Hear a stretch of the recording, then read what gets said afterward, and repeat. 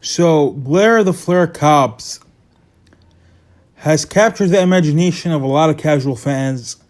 A lot of even hardcore boxing fans are talking about him. Even Errol Spence Jr. replied to a call out from Blair the Flair Cobbs when Cobbs called out Errol Spence Jr. and said that Errol Spence was afraid to fight him.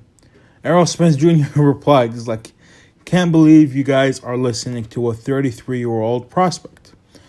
Cobbs is not 33, he's 32, but you guys know what Spence means. So Blair Cobbs is going to fight his first world-class opponent tomorrow night against Alexis Rocha. Alexis Rocha, known for beating Brad Solomon, has a couple good wins under his resume. Let me just take a quick look at his record. He's beaten Brad Solomon. He lost to Rashidi Ellis. Got outboxed pretty thoroughly against Rashidi Ellis. And he's managed to rack up a record of 18 wins, 12 coming by way of knockout, 1 loss. He's a southpaw, just like Blair Cobbs, 5'10", 70-inch reach. He's 24 years old, very young. And I watched him fight. He has power, especially in his right hook. Lots of power. A lot of southpaws, even me myself, when I fight southpaw a lot, even though, I am right-handed, I still fight southpaw a lot. Because I have my right hook as my lead hand. I can throw a strong right jab. So I spar all the time southpaw. It's not exclusive about every match, every sparring match I've been.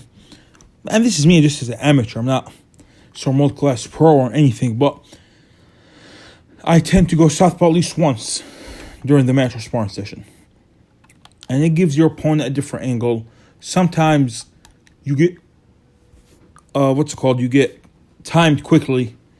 But other times when you're used to it, a guy like Alexis Rocha, I believe I'm not speaking facts or anything that he said, but I'm just looking at him and I see that his right hand is the powerful hand, even though he's a southpaw.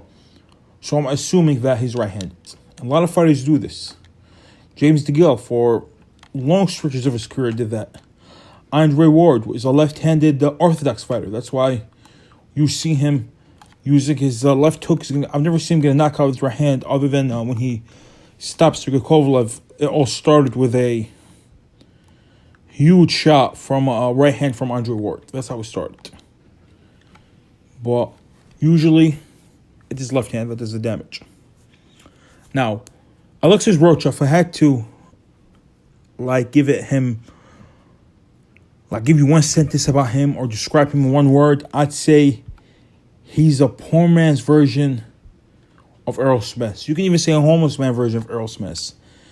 But he's very reminiscent of Errol Spence. Comes out with that hard right jab, looks to do damage, pressure fighter, in and out. He reminds me a lot of Errol Spence Jr. I was not the level of Errol Spence. Obviously, I'm not even trying to say that, but he reminds me of him. Blair the Flair Cobbs, he's all right. I don't see anything special about him, but he is capturing the imagination. A lot of guys like his personality. He's a character, kind of like Rolly Romero, except I would say Rolly Romero is a much better character, in my opinion. I like Rolly Romero's his character more. I think he's funnier.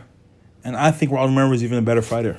I don't think Rolly Romero is good. I don't think he has a chance because of Ryan Davis. But he's definitely better than Blair the Flair Cobbs. I don't see much on Blair. And I expect Blair to get stopped tomorrow night.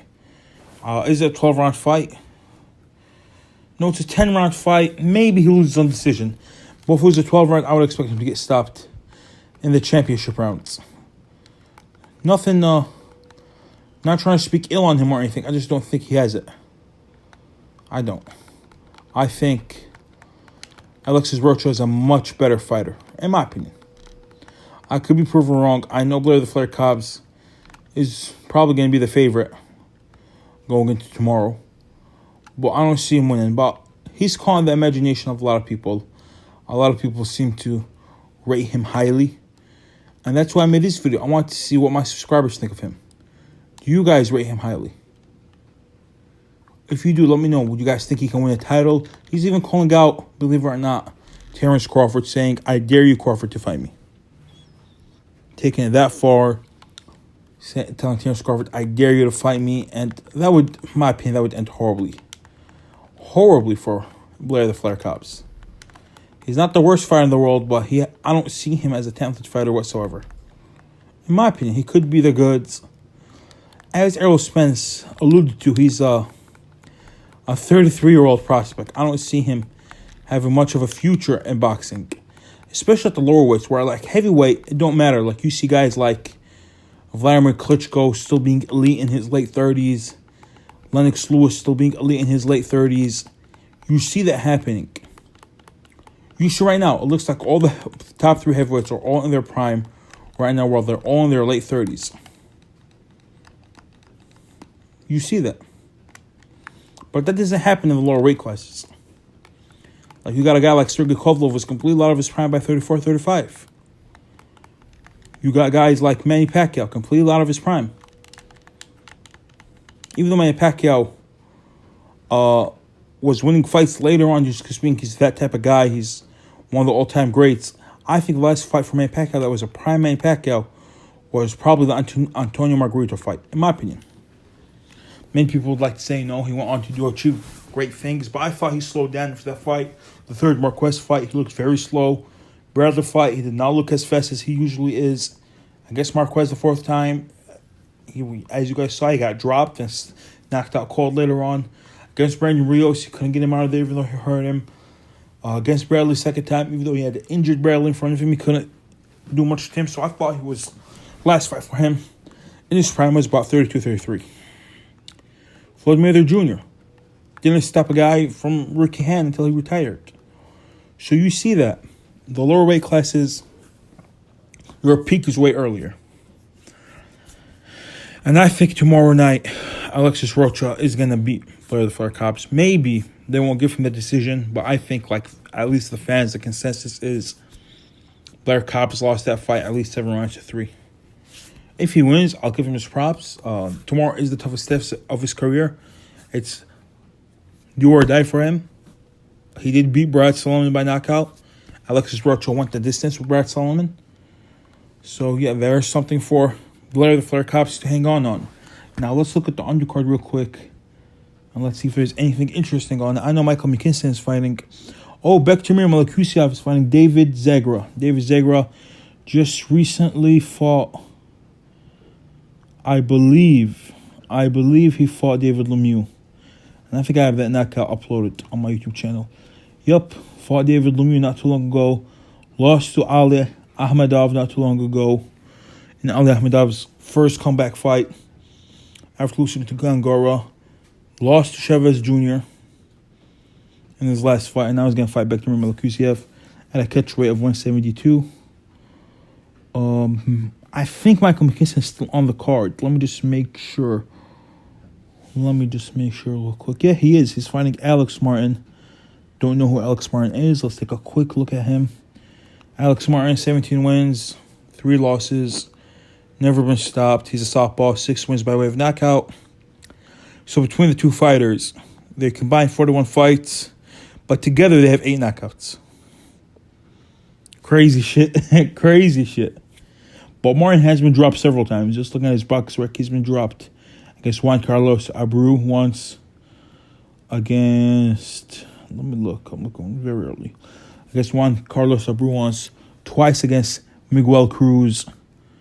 And once against Brian Perella. Brian Perella, if you guys remember him, he drew against, what's his name? Harrison. I know his name is Harrison. It's the light middleweight. I forgot his first name. He drew against Harrison. But Michael McKinson will fight this dude. He's running a 4-win streak.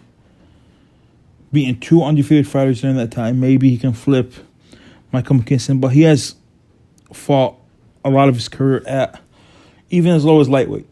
So Michael McKinson should have a good size advantage over him. Yeah, and that's it. That's the card tomorrow. We got Blair the Flair Cobbs versus Alex Rocha. We got Bektarimel Kusiev against David Zagra. And we got Michael McKinson against Alex Martin. Yeah, that's it. I'd like to hear your thoughts in the comment section below. Like and subscribe if you enjoyed the video. And Sadiq Boxing out.